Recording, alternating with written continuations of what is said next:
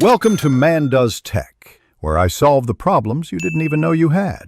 In this video, I will explain how to use your Walmart Associate discount card.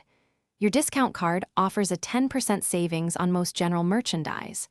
To use it, simply present your physical card or the digital barcode at the register during checkout.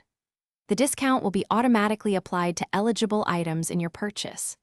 Remember, certain exclusions apply, such as groceries, tobacco products, and gift cards. Always check for specific item eligibility to maximize your savings. To qualify for the Associate discount card, you must complete 90 days of continuous employment with Walmart. Once eligible, a physical card will be mailed directly to your home address.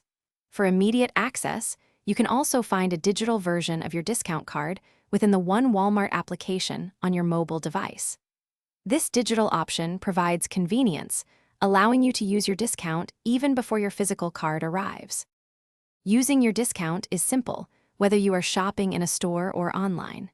In store, just present your physical card or the digital barcode from the One Walmart app to the cashier before payment.